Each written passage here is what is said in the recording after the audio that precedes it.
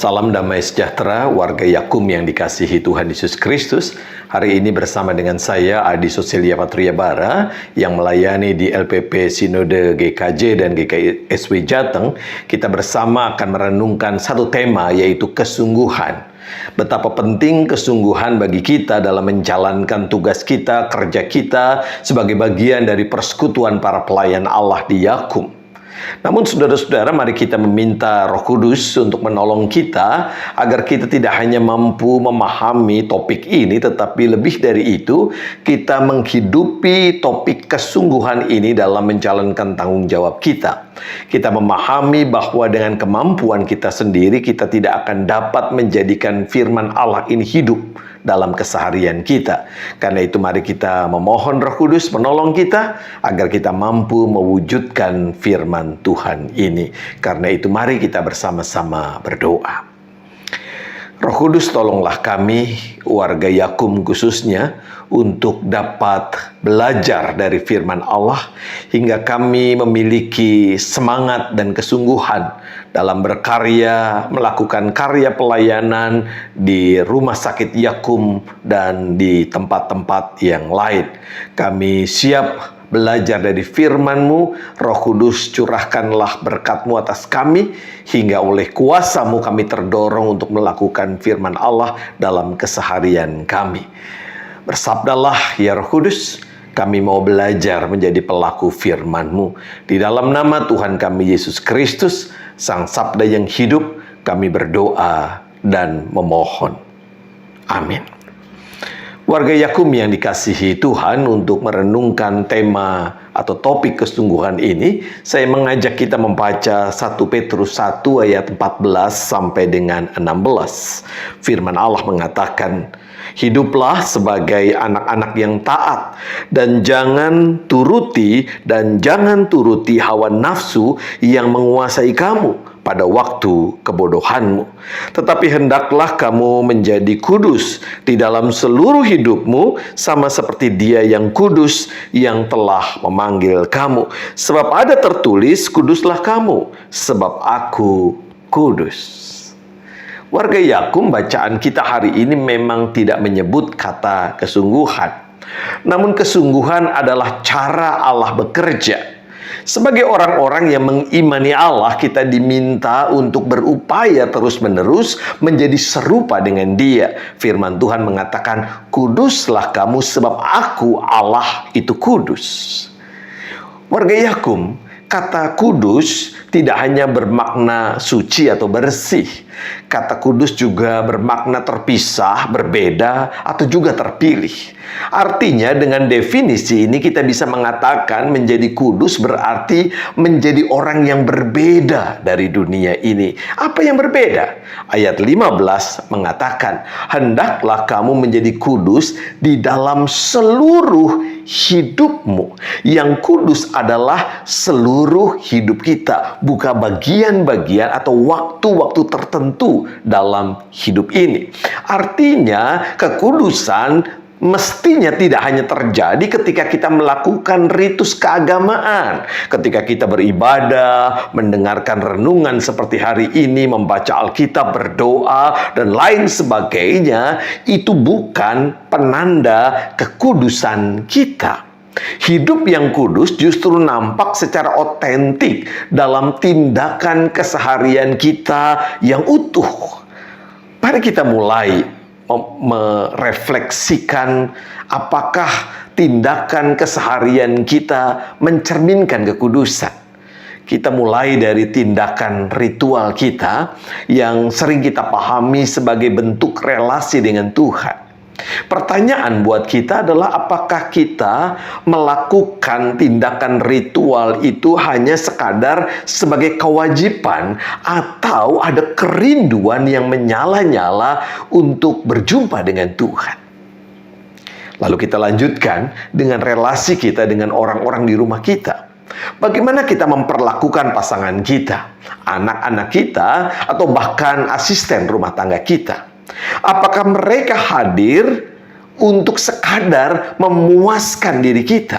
atau dalam bahasa Alkitab ayat 14, hanya untuk menuruti hawa nafsu kita sendiri. Itu sebabnya ketika mereka tidak memenuhi keinginan kita, kita marah. Atau saudaraku, mereka adalah kawan sekerja Allah, kawan kita untuk berjuang bersama-sama membangun kehidupan yang penuh dengan damai sejahtera di tengah-tengah keluarga kita. Dan jangan pernah kita lupakan keberadaan kita sebagai pelayan Allah di Yakum ini. Mengapa saya menyebut sebagai pelayan Allah, bukan karyawan atau pekerja di Yakum? Karena kita semua memahami pendirian Yakum, atau lebih tepatnya rumah sakit, di mana kita bekerja didasarkan atas semangat pelayanan. Itu sebabnya setiap orang yang ada dan berkarya di rumah sakit ini adalah pelayan Allah. Disinilah pertanyaan penting buat kita. Apakah seluruh karya kita lakukan sebagai hamba?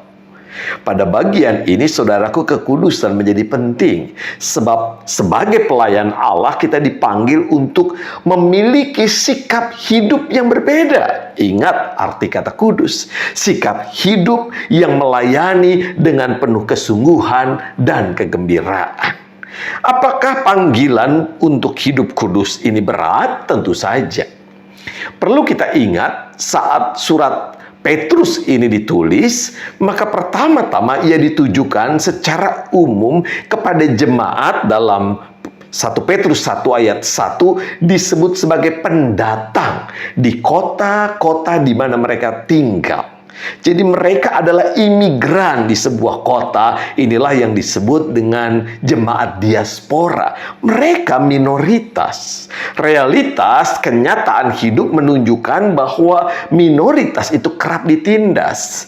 Dan kita bisa menemukan salah satunya dalam 1 Petrus 2 ayat 19 yang mengatakan, sebab adalah kasih karunia jika seorang karena sadar akan kehendak Allah menanggung penderitaan yang tidak harus ia tanggung. Perhatikan baik, ada kata penderitaan. Itu berarti jemaat yang menerima surat 1 Petrus adalah jemaat yang mengalami penderitaan. Justru di tengah-tengah situasi semacam ini, mereka dipanggil untuk menjadi kudus. Melakukan panggilan Allah untuk hidup kudus sekali lagi memang tidak mudah. Dan disinilah kita membutuhkan apa yang disebut dengan kesungguhan hati. Menurut Kamus Besar Bahasa Indonesia, kesungguhan hati itu bermakna ketaatan atau disiplin. Dan ini sesuai dengan firman Allah dalam 1 Petrus 1 ayat 14 dikatakan, hiduplah sebagai anak-anak yang taat. Anak-anak yang taat adalah anak-anak yang hidup dengan kesungguhan. Pertanyaan buat kita adalah bagaimana kita mulai belajar mewujudkan firman Allah ini. Saya mengusulkan mulailah dari hal yang sederhana.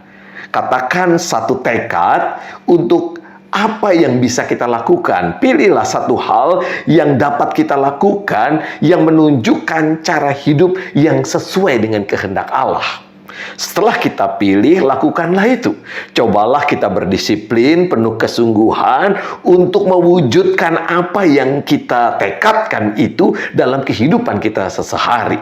Lalu jangan pernah lupa, evaluasilah secara berkala untuk menilai apakah yang kita tekadkan itu sudah kita lakukan dengan sungguh-sungguh. Bangunlah semangat. Kadang-kadang kita kendor untuk melakukan apa yang kita tekadkan. Perbaiki jika ada yang kurang dan sebagainya.